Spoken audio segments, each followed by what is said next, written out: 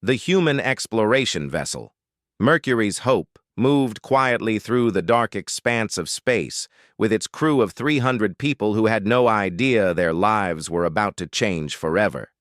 Captain Daniel Cross stood on the bridge looking at star maps with his first officer, Patricia Moore, when everything started to shift in a direction nobody expected. Ensign Kyle Bennett sat at the tactical station, and his fingers moved quickly across the controls before he spoke up with concern clear in his voice. The sensors had picked up multiple contacts, and they were moving fast toward the human ship with what looked like hostile intent. Captain Cross looked at the main screen and saw 17 massive warships that made his vessel look like a tiny toy in comparison.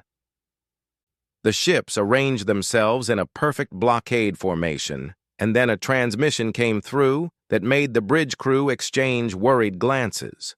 The translator worked hard to make sense of the alien language before the words came through clear and cold. The voice demanded that the primitive vessel surrender immediately or face complete destruction for violating the sovereign space of the Valorian Empire. Captain Cross looked at Patricia Moore and then at Gregory Hamilton, who had just arrived on the bridge after finishing his work in the engineering section. Hamilton was the chief engineer, and he had a strange look on his face that was somewhere between confusion and amusement. He asked if the aliens had really called them primitive and wondered if they had bothered to scan the hull composition of the Mercury's Hope properly. Moore pulled up the ship's specifications on her display and confirmed that apparently the aliens had not done their homework very well. The Valorian commander must have thought the silence from the human ship meant fear, because another transmission came through even more threatening than the first. They had 30 seconds to comply, and their weapons were already charged and locked onto the Mercury's Hope with deadly precision. Captain Cross leaned back in his command chair, and a small smile appeared on his face as he told Bennett to send a polite message back to their new friends. He wanted to let them know that humans appreciated the warm welcome, but they were just passing through this area of space and meant no harm to anyone. Bennett reported that the alien ships were powering up what appeared to be plasma cannons, and the energy readings were climbing rapidly. Hamilton made a comment that plasma weapons were quaint and reminded everyone that humanity had stopped using that technology about 80 years ago because it was too inefficient. Moore nodded and explained that humans had moved on to compressed antimatter projectors, which were far more effective and used much less power. The Valorian ships opened fire, and brilliant streams of superheated plasma shot across the empty void toward the Mercury's Hope. Every member of the crew watched with scientific interest as the plasma hit their gravitational shielding and simply disappeared like water down a drain. The shields redirected all the energy into a dimensional pocket where it could cause no harm at all. Bennett checked his instruments and reported that the alien weapons could not even touch their shields. He told the captain that he did not think the Valorians had any idea what they were dealing with in terms of technology and capability. Captain Cross opened a communication channel and spoke in a calm, friendly voice to let the Valorian vessels know that their weapons were completely ineffective and that humans had no desire for any kind of conflict. The response came back immediately and was filled with fury and disbelief. The Valorian commander insisted it was impossible for any species to possess technology that could withstand their plasma cannons. They accused the humans of using some kind of trick and promised to increase the power of their weapons to maximum levels. All 17 alien ships fired at once, and their combined output was enough to vaporize a small moon into dust and debris. The Mercury's Hope did not even shake or vibrate from the impact. Moore looked at her tactical display and reported that according to the readings, the most powerful weapons the Valorians possessed were operating at only 12% of what would be needed to even scratch the human shields.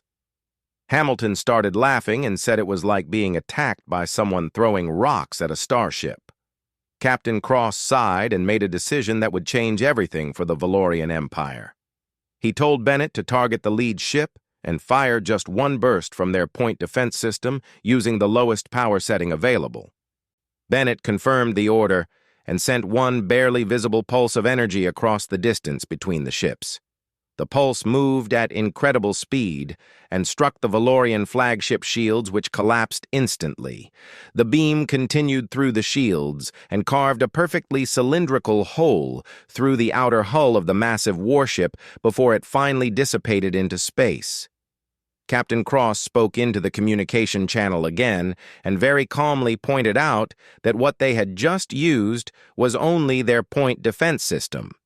He explained that this was the weapon system humans use to destroy incoming missiles and space debris, and not their actual combat weapons. He asked politely if the Valorians would now like to discuss letting the Mercury's Hope pass through their space peacefully. The communication channel from the Valorian ships erupted with panicked voices talking over each other in confusion and fear. Captain Cross looked around at his crew and made a simple statement that they had just started something big. Nobody on the bridge disagreed with that assessment. The Valorian commander finally came back on the channel, and his voice was much quieter and less aggressive than before. He asked for time to consult with his superiors about this unprecedented situation. Captain Cross agreed to wait for a reasonable amount of time, but made it clear that the Mercury's Hope would be continuing on its journey one way or another. The crew stood at their stations and waited while the Valorian ships held their position around them. Nobody knew it yet, but word of this encounter was already spreading across the sector at the speed of light. Dozens of species that had lived under Valorian domination for centuries were hearing the news and hardly daring to believe it could be true. The mighty Valorian Empire had just discovered that they were no longer the most powerful force in their region of space. Humanity had arrived, and everything was about to change in ways nobody could predict. Commander Victor Hayes walked back and forth across the bridge of the human destroyer Swift Justice while listening to the recorded transmission from the Mercury's Hope. His communications officer, Lieutenant Shannon Price, played the audio for the third time, and Hayes could not help but smile at how Captain Cross had handled the situation with such calm professionalism. Price shook her head and commented that the Valorians really had no idea what they were dealing with when they threatened a human vessel. Hayes agreed completely and pulled up the tactical data that Cross had forwarded to all nearby human ships. According to the briefing files, the Valorians had been the dominant military power in this sector for over 2,000 years, and they had never encountered a species they could not overwhelm with their numbers and firepower. Lieutenant Jacob Morris was the tactical officer, and he highlighted several portions of the Valorian ship designs on the main display. The technology was remarkably outdated, and Morris pointed out chemical propulsion backup systems along with physical armor plating. He also noticed that the Valorian ships used artificial gravity generated by rotation rather than gravitational plating, which humans had been using for over a century.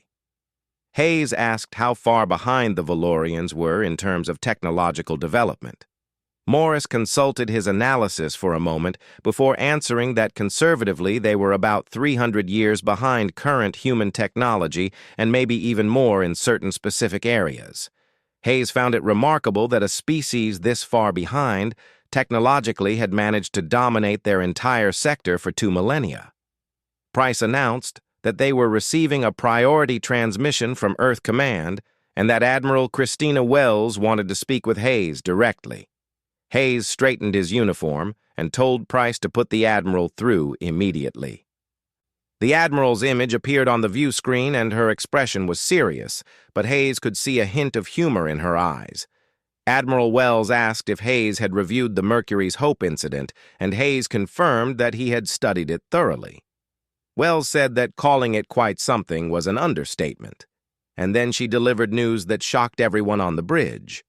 The Valorian Empire had sent a formal declaration of war to Earth, and they were mobilizing what they called their grand fleet of 500 warships to crush the upstart humans.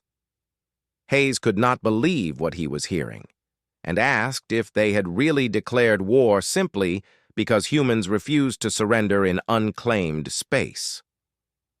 Wells explained that Valorian law stated that any species that resisted their authority must be completely subjugated, and they had done this to 47 other species over the past 2,000 years.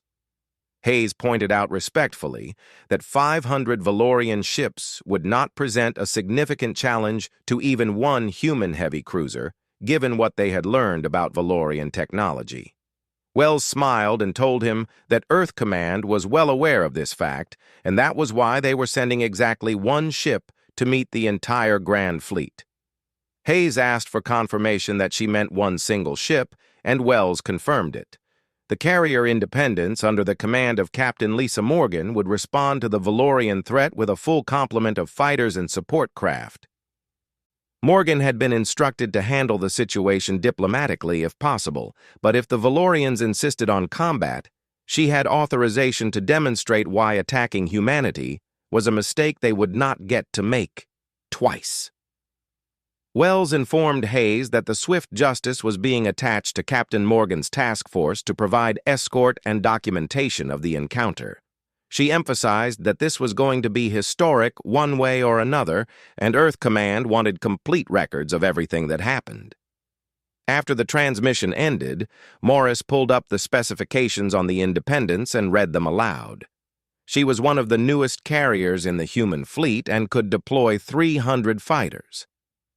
She had antimatter torpedo batteries and compressed energy main guns, along with shields that could withstand a direct hit from a stellar flare. Hayes commented that the Valorians were sending 500 ships from what amounted to the Middle Ages against one of humanity's most advanced carriers. Price asked if he felt bad for them, and Hayes said almost, but pointed out that they had declared war on humanity first. He added that the Valorians had apparently been bullying their way across this sector for 2,000 years, and maybe it was time someone taught them that the universe was much bigger and more dangerous than they realized. 3 days later, the Independence emerged from faster-than-light travel in the designated meeting space. She was a magnificent vessel, measuring 3 kilometers long and bristling with weapons and hangar bays that could launch hundreds of fighters in minutes. Hayes brought the Swift Justice alongside, and they waited together for the Valorian Grand Fleet to arrive. Morris announced that long-range sensors were picking up the Valorian Grand Fleet, and he counted 512 vessels arranged in a combat formation. They were approaching at maximum sublight speed and would be in weapons range within minutes. Captain Morgan's voice came over the fleet channel telling all ships to hold position and let the Valorians make the first move. Hayes watched his tactical display as the Valorian fleet drew closer. Their ships were arranged in a classical hammer and anvil formation that was clearly designed to overwhelm opponents through superior numbers and coordinated fire. Price reported that the Valorians were hailing them, and Hayes told her to put it through to all ships. A Valorian voice came through the translator and spoke with absolute confidence bordering on arrogance. The speaker announced that the human vessels faced the might of the Grand Fleet, and that 500 warships stood ready to destroy them. He declared that human resistance had condemned their entire species and offered them one chance to surrender for a quick death. There was a brief pause before Captain Morgan responded, and her voice was calm and almost gentle. She introduced herself and gave the Valorian Grand Fleet one opportunity to withdraw their declaration of war and depart in peace. She emphasized that humans had no desire to harm them. The Valorian response was immediate and mocking. The alien commander laughed at the idea that 2 human ships were facing 500 Valorian warships and still spoke of not wanting to harm anyone. He called it arrogance and declared it would be humanity's end. Then he gave the order for all Valorian ships to open fire. The space between the 2 fleets erupted with plasma fire as 500 warships unleashed their weapons in a coordinated attack. Hayes watched with clinical interest as the plasma bolts streaked toward the Independence in a storm of destructive energy that would have vaporized any ship the Valorians had ever encountered before. The Independence's shields activated and created a visible shimmer around the massive vessel. The plasma fire struck the shields and simply vanished as if it had never existed. The energy was absorbed and redirected by technology that the Valorians could not begin to understand or comprehend. For a long moment, there was complete silence on all communication channels. Then Captain Morgan spoke again in the same calm voice and pointed out that Valorian weapons could not harm human ships. She asked them one more time to withdraw peacefully and emphasized that there did not need to be any bloodshed today. The Valorian commander's voice came back, but Hayes could hear uncertainty replacing the earlier confidence. The alien declared it was impossible and ordered all ships to fire at maximum power with focused fire on the large vessel. Hayes knew that everything was about to change forever for the Valorian Empire. Captain Lisa Morgan stood calmly on the bridge of the Independence while 500 warships concentrated all their firepower on her vessel. Around her, the crew worked with quiet efficiency as they monitored systems and tracked the movements of every ship in the Valorian fleet. The bridge was surprisingly peaceful considering they were in the middle of what the Valorians considered a major battle. Lieutenant Commander Ryan Foster reported from the engineering station that shields were holding at maximum capacity without any strain. He explained that they were absorbing approximately 0.02% of the total output from all 500 enemy ships, and the shields were not even warming up from the impact. Morgan nodded and hoped silently that the Valorians would see reason and stand down before she had to escalate the situation. Morgan told Foster to prepare a Level 1 demonstration that would disable enemy vessels without destroying them. She emphasized that the goal was to show overwhelming superiority while avoiding casualties on either side.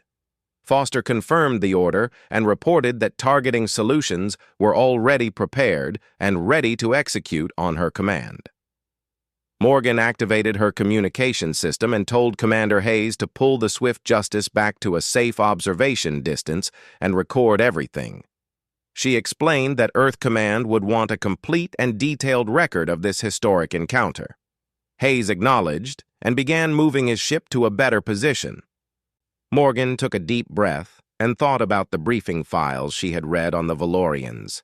They had spent 2,000 years conquering and subjugating other species across this entire sector of space. They had never encountered meaningful resistance or anyone who could challenge their military dominance. Perhaps a lesson delivered now with minimum loss of life would save countless beings in the future. She gave the order to launch Fighter Wings Alpha through Delta and told them to establish a defensive perimeter. She wanted to make sure that no Valorian ship could leave the area until she gave explicit permission. Lieutenant Angela Brooks confirmed from flight operations, and 120 human fighters poured from the Independence's hangar bays in a coordinated stream. Each fighter was roughly the size of a Valorian shuttle, but they moved with incredible speed and precision. They established a complete spherical perimeter around the entire Valorian fleet in less than 30 seconds. The Valorian ships intensified their firing, but now they had to split their attention between the Independence and the fighters darting around them with impossible agility. Morgan transmitted one final warning to the Valorian Grand Fleet and told them she was about to demonstrate the true difference in their capabilities. She asked them one last time to stand down and avoid unnecessary conflict. The Valorian commander's response was defiant, and he declared that Valorian ships never retreated from any enemy, no matter the odds.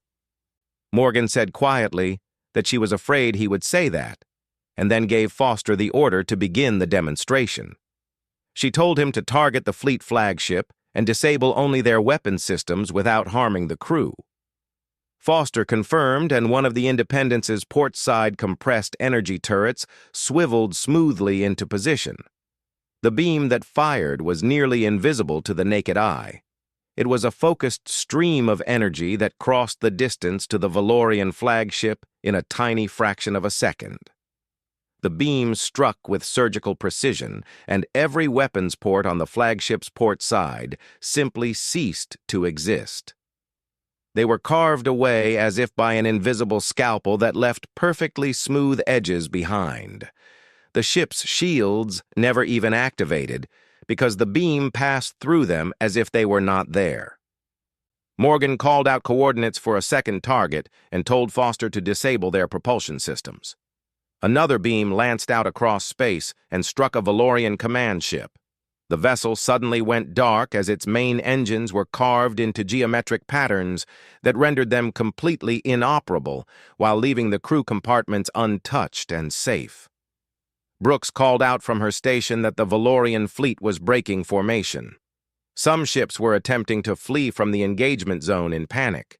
Morgan gave new orders to instruct the fighters to disable any ship that attempted to leave using non-lethal force only. What followed was a display of technological superiority that military historians would study for generations. The human fighters moved with speed and precision that seemed impossible to the Valorian crews. Each fighter systematically disabled ships that tried to escape by using precise energy beams to carve away propulsion systems and weapons arrays and communication equipment. Within 10 minutes, the entire Valorian Grand Fleet was dead in space. 512 warships sat powerless and weaponless, but with their crews completely unharmed and life support systems still functioning normally.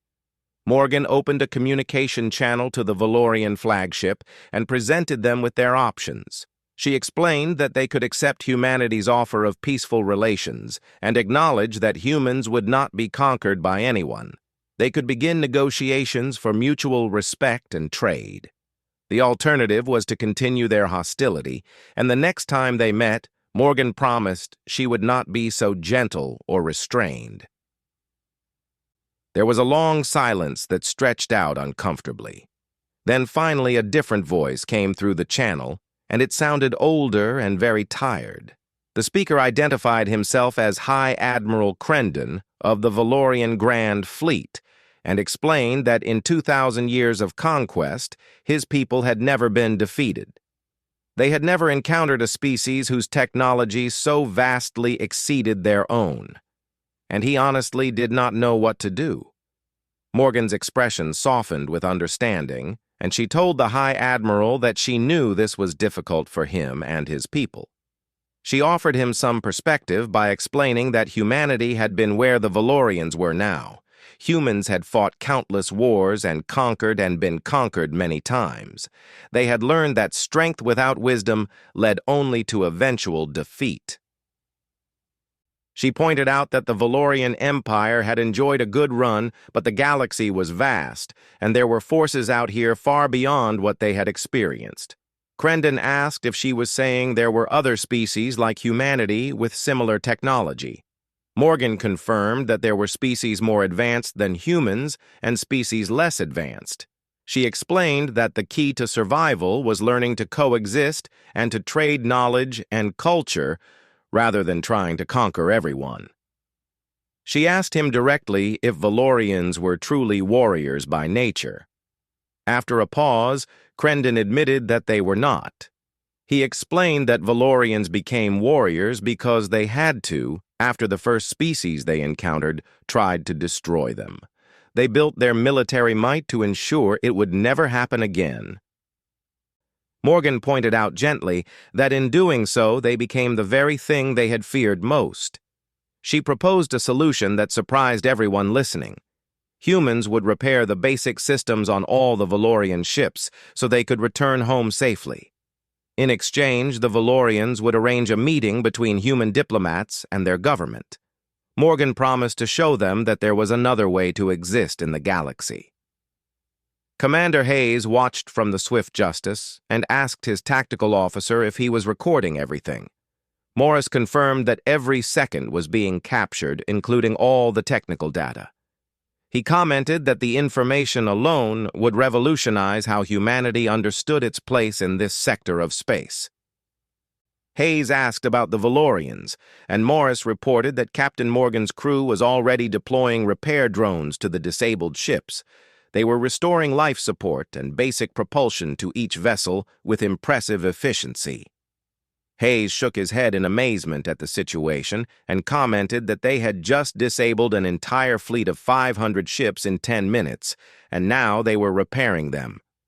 Lieutenant Price suggested that maybe the Valorians were starting to realize that humans were genuinely not interested in conquest or domination. Hayes agreed and noted that this approach might actually create lasting peace rather than just temporary submission through fear. On the Independence, Morgan watched as her crew efficiently restored basic functionality to each Valorian vessel. The process would take several hours, but she had plenty of time, and this was too important to rush. Foster reported that they were receiving transmissions from multiple sources, and apparently word of this engagement had spread across the sector faster than expected. Morgan asked if they were hearing from the former subjects of the Valorian Empire. Foster confirmed that representatives from at least 15 different species were asking if the reports were true and if the Grand Fleet had really been defeated. Morgan considered the situation for a moment before giving new instructions. She told Foster to put out a general transmission to all interested parties. The message should state that the Valorian Empire was no longer a military threat, but that humanity came in peace. Humans were interested in trade and cultural exchange and mutual defense agreements. Anyone interested in peaceful relations was welcome to contact Earth Command for further discussions. High Admiral Crendon's voice came through again, and he informed Morgan that he had been authorized by the Valorian High Council to accept her offer of negotiations. He admitted that his people were shocked by the day's events, but they were willing to discuss new arrangements that did not involve military domination. Morgan told him that was excellent news and that she believed this was the beginning of something much better for everyone involved. She meant every word because peace built on mutual respect lasted much longer than peace enforced through fear and superior firepower alone. 3 weeks had passed since the incident with the Valorian Grand Fleet, and the human diplomatic ship Horizon Dawn approached the Valorian homeworld of Valoria Prime. Ambassador Nathan Cole stood in the observation deck watching the planet grow larger on the viewscreen. His aide Claire Henderson stood beside him and commented on how beautiful the planet looked from this distance. Henderson found it hard to believe that this was the home of the species that had terrorized an entire sector for 2,000 years. Cole explained that fear made people do terrible things, and according to the briefing files, the Valorians were nearly wiped out by a predatory species early in their spacefaring history. They built their empire as a shield against ever being vulnerable again, but in the process, they became predators themselves. Valoria Prime gleamed in the light of its yellow sun, and the planet was primarily ocean with scattered continents covered in sprawling cities. Cole thought it reminded him of Earth, which made him feel more optimistic about the upcoming negotiations. Lieutenant Peter Wright called from the pilot station to inform them that Valorian Orbital Control was providing landing coordinates and diplomatic protocols. Cole told Wright to take them down, and the Horizon Dawn descended through the atmosphere. They were escorted by a dozen Valorian craft that Cole noticed were completely unarmed. It was a significant gesture of trust, or perhaps just an acknowledgement that weapons would be useless anyway against human shields. They landed at the planetary capital's main spaceport, and as Cole and Henderson exited the ship with their security detail, they were met by a delegation of Valorians. The aliens were humanoid in basic structure, but with distinctive features, including iridescent skin that shifted colors subtly. They had 3 fingers on each hand and large eyes adapted for seeing in lower light conditions. The leader of the delegation stepped forward and spoke through Cole's translator. She identified herself as First Minister Valendra and welcomed them on behalf of the Valorian people. Cole bowed slightly, which he had learned was respectful in Valorian culture. He expressed hope that this visit marked the beginning of a long and peaceful relationship between their peoples. Valendra agreed, and Cole could detect genuine emotion in the translated words. She invited them to come with her, because the High Council was waiting to meet them. They traveled through the city in a hovering transport, and Cole observed the Valorian civilization with great interest. The architecture was elegant, with an emphasis on curves and flowing lines that seemed to mirror natural forms. Citizens went about their business, and many stopped to stare at the human visitors with undisguised curiosity. Henderson observed quietly that they seemed peaceful, and Valendra apparently overheard. She confirmed that Valorians were a people of artists and philosophers and scientists. She explained that the military was always a necessity rather than a calling, and perhaps that was why they were so easily humbled by Captain Morgan. The High Council chamber was an impressive space with a circular design and a domed ceiling. Seats were arranged in tiers around a central speaking area where dozens of Valorian officials sat watching as Cole and his delegation were led to the center. An elderly Valorian with skin showing more muted colors than the others stood from the highest tier. He identified himself as High Counselor Morthen and explained that for 2,000 years the Valorian Empire had existed in a state they believed was strength.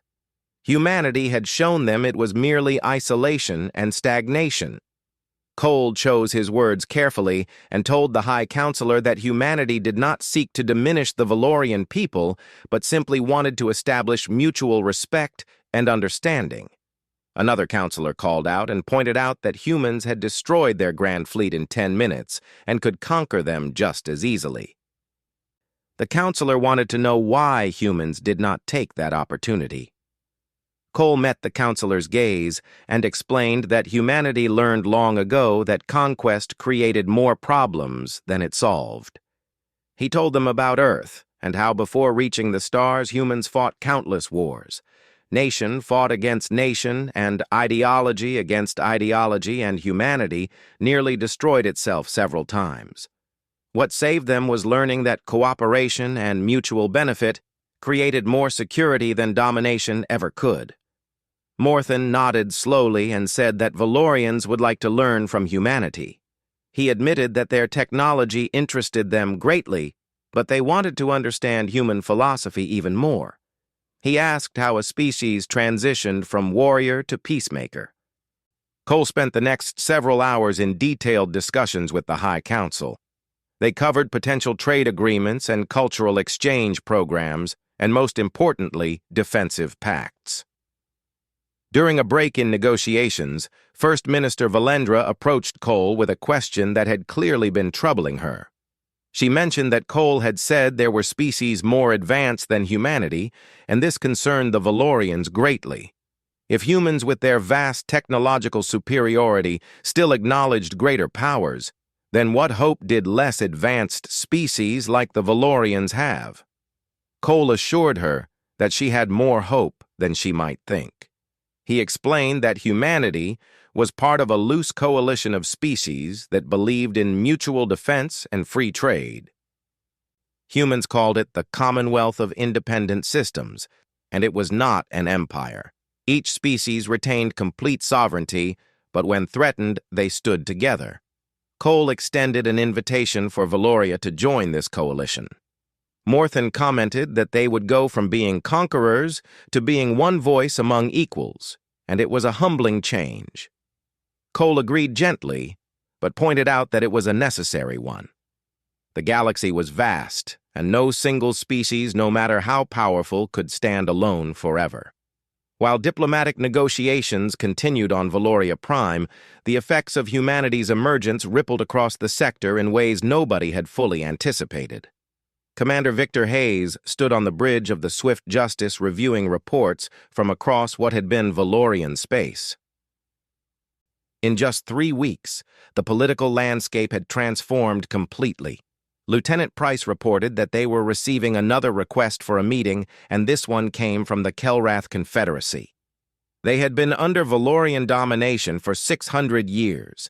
Hayes noted that made 12 different species that had reached out to humanity seeking contact.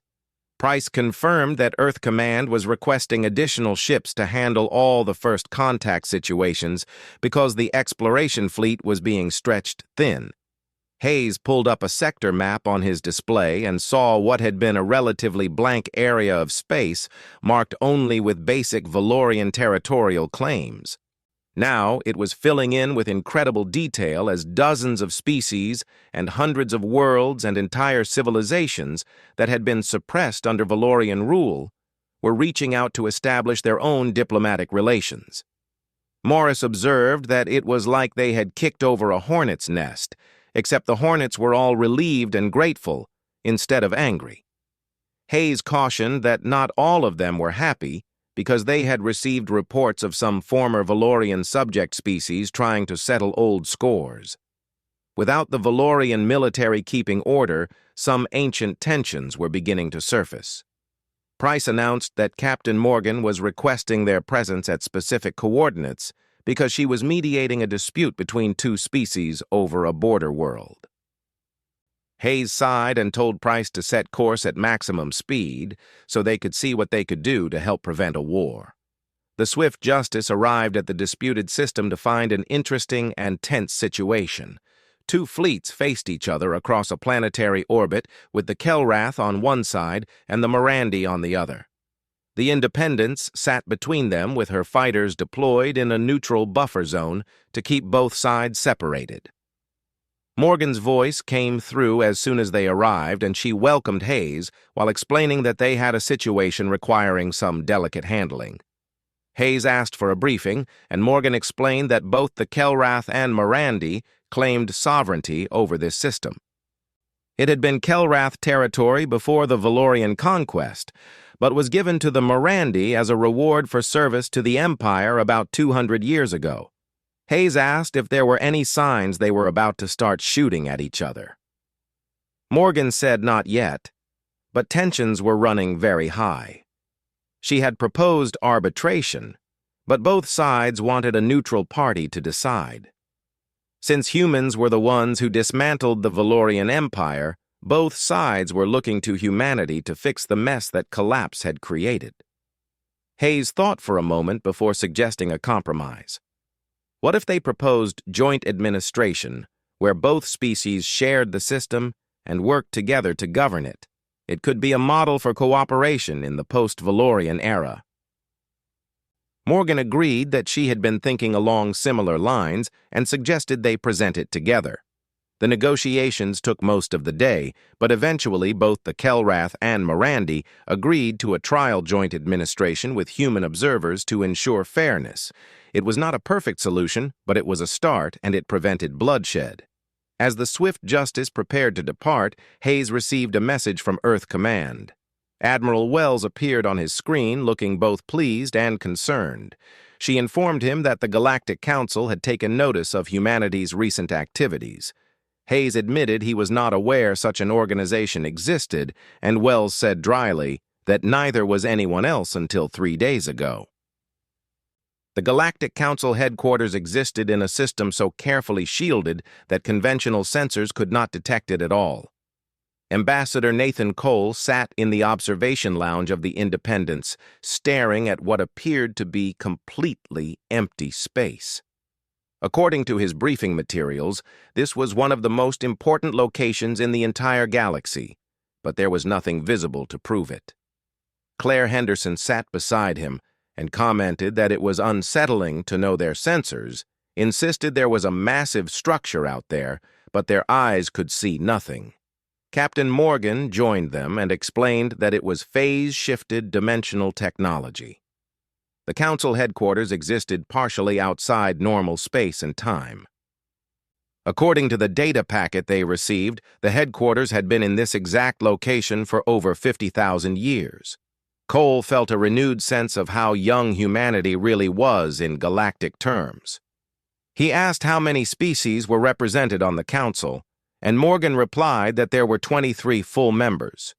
She added that those were just the full members and there were dozens more with observer status. The Council did not govern in the traditional sense, but they set standards for interstellar conduct and mediated disputes between major powers. Commander Hayes entered the lounge and added his perspective from the intelligence briefing he had just finished reading.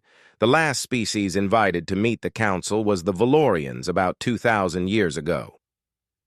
The Council apparently took one look at Valorian expansion and decided to let them play in their own isolated corner of the galaxy, away from everyone else. Cole realized that meant the Valorians never knew there was a bigger stage beyond their sector. They genuinely thought they were the most powerful force in the galaxy. Hayes confirmed this was correct, and now humanity had come along and dismantled the Valorian Empire in 3 weeks. The Council wanted to know who humans were and what they intended to do with their obvious power. Lieutenant Brooks called from the bridge to inform them they were receiving transmission coordinates. The Council was inviting them to approach the hidden headquarters. Cole straightened his uniform and told Captain Morgan to proceed. The Independents moved forward, and suddenly the empty space ahead of them shimmered and resolved into visibility. What appeared was absolutely breathtaking and beyond anything Cole had imagined.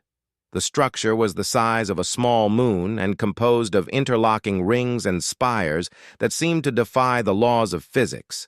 Ships from dozens of different species orbited around it, and some designs were barely recognizable as ships at all. Lieutenant Foster reported from engineering that he was reading technology he could not even begin to classify. Some of the vessels were using propulsion systems that should not work according to human understanding of physics. Morgan said quietly that apparently humanity still had much to learn from the older civilizations. They were assigned a docking port on one of the outer rings, and as Cole and his delegation prepared to disembark, Morgan pulled him aside. She offered some advice based on her military experience. The Council members were playing a very long game, and some of these species had been spacefaring for hundreds of thousands of years. To them, humanity was literally a child species, and Cole should not be intimidated, but should remember they had much to learn. Cole thanked her for the advice and led his delegation out of the Independence. A group of beings waited for them, and the diversity was staggering. One appeared to be composed of crystalline structures that pulsed with internal light. Another was roughly humanoid, but with skin that seemed to shift between visible and invisible. A third looked like a floating sphere of water with consciousness somehow suspended within it. The crystalline being spoke, and its voice was produced without any visible mouth or vocal cords. It identified itself as Counselor Praith of the Illuminated Assembly and welcomed them to the Galactic Council. Cole thanked the counselor and tried not to stare at the various alien forms surrounding them. They were led through corridors that seemed to exist in more than 3 dimensions, and Cole's eyes hurt trying to track the impossible geometry. Finally, they entered a vast chamber where beings of incredible variety sat in a circular arrangement.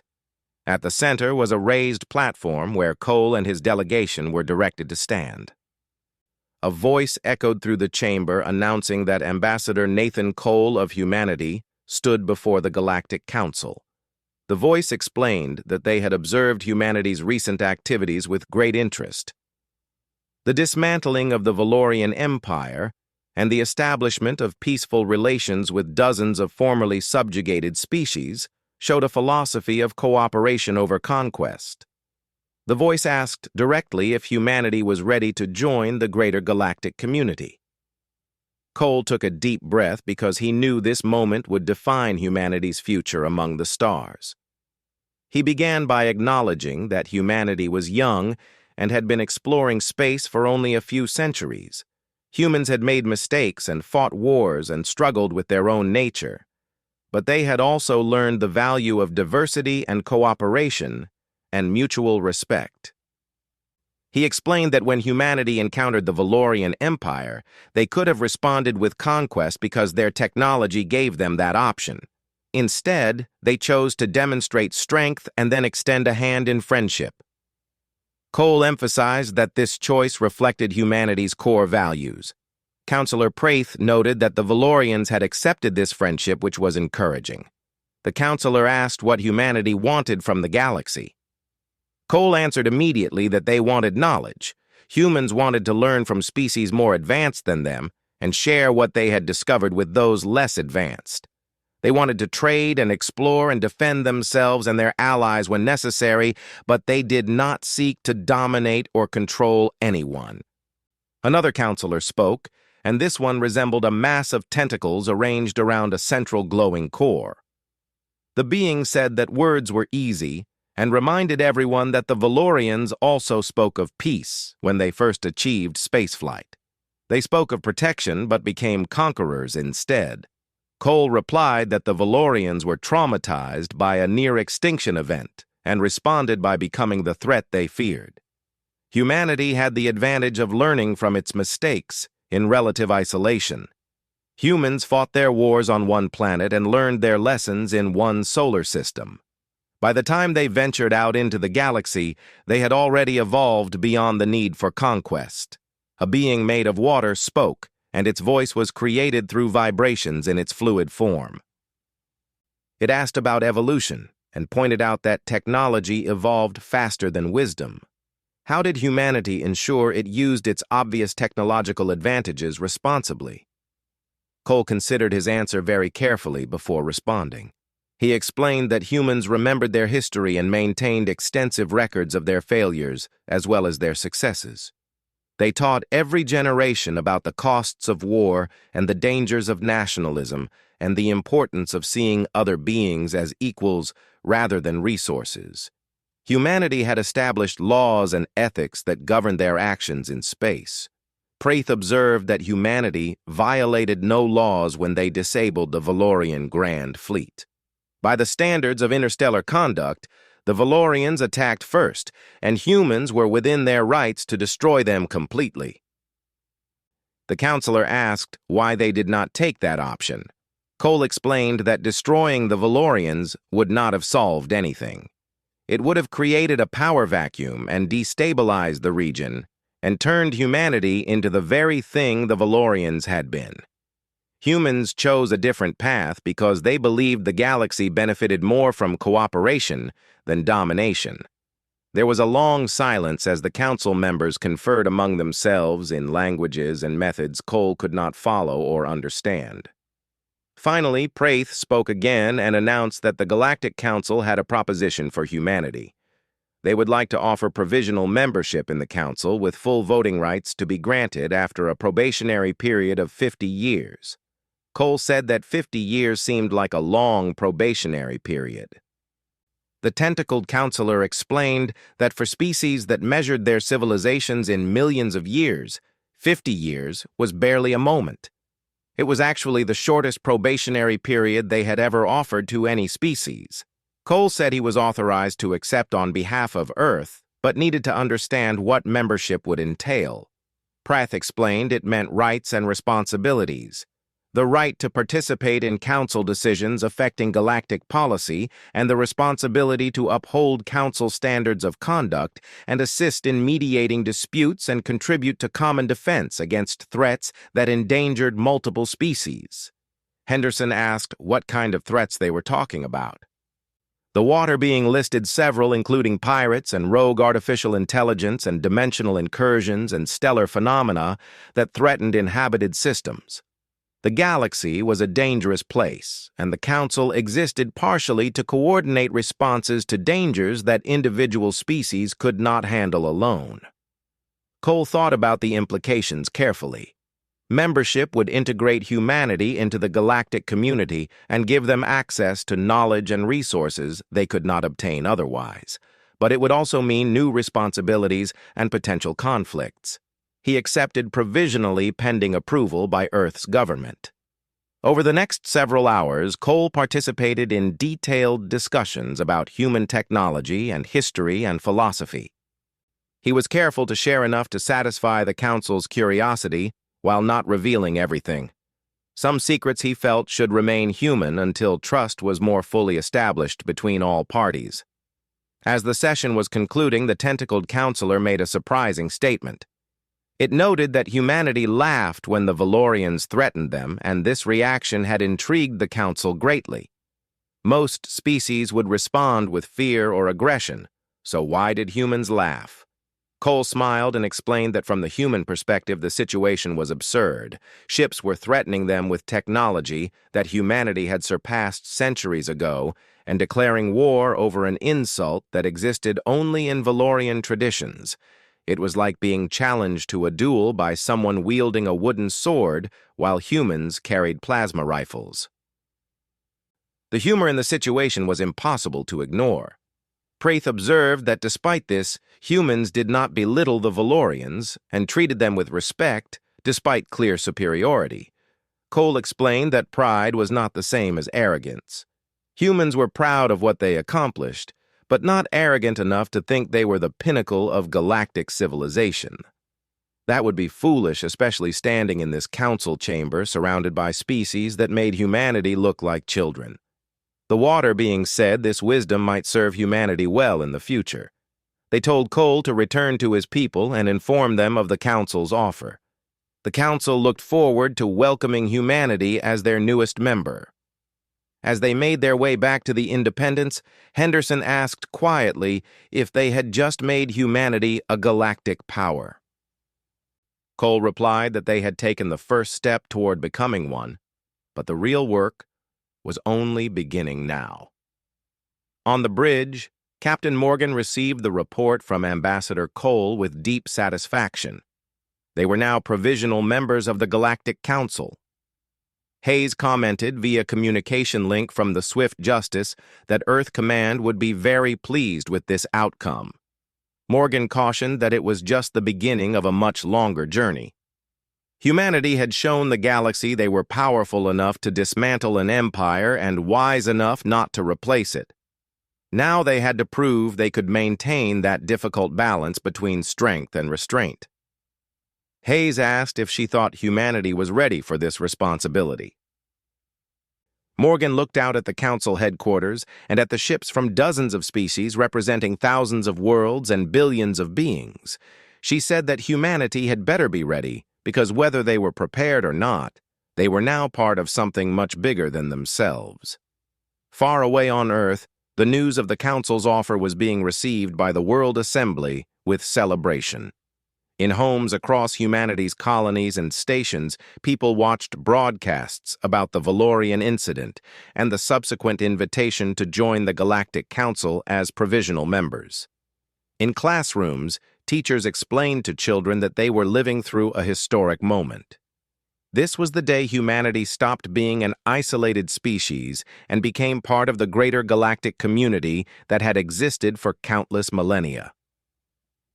In military academies, young officers studied the tactical data from the Mercury's Hope and the Independence. They learned not just how to fight, but more importantly, how to win without fighting, and how to turn enemies into allies through strength, tempered with wisdom. The galaxy had watched as human ships unexpectedly encountered the Valorian Empire's threat, and humans had simply laughed at the absurdity. That laughter echoed across the stars, carrying a message of confidence without arrogance and strength without cruelty. Humanity had evolved beyond the need for conquest, and the galaxy was better for it.